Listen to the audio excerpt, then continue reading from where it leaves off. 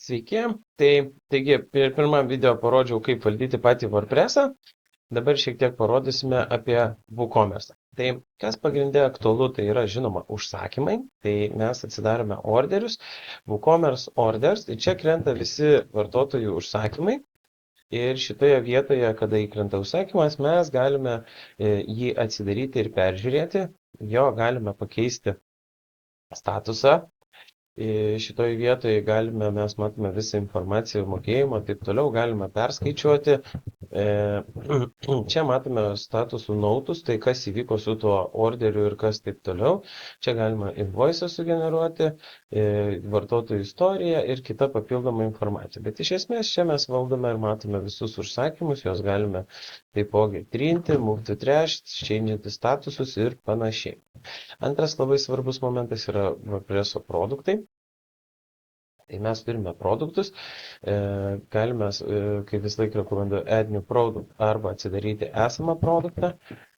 Tai produkto pavadinimas, aprašymas, ir tiesiog matom, kad naujam produktą galim pavadinimą, aprašymą, nuotrauką, galeriją, kategorijos. Tai visus šitus momentus, kaip sakyt, mes galime sudėlioti. Matome regular price, sale price, inventory. Jeigu norim, galim skaičiuoti, galim neskaičiuoti, SKU įsirašo produkto, out of stock, galim in stock, galim track orderį, kiek vienetų, 60, kas su pločiais dimensions ir taip toliau. Ir visi papildomi WooCommerce nustatymai, taip pat galima padaryti atributus, čia galima padaryti produktą su variacijomis.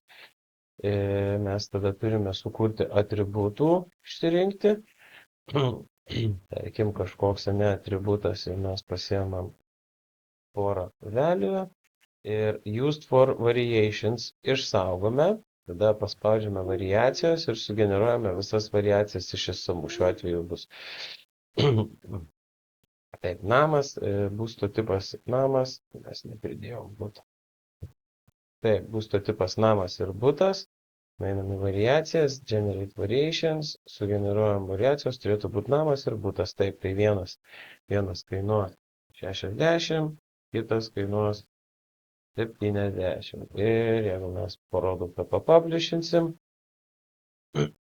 jisai atsiras, galim iš čia linką paspausti ir turime produktas, butas ir namas.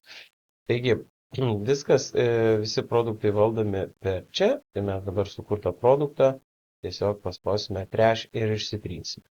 Taip, tokiu būdu galime valdyti WooCommerce sistemą.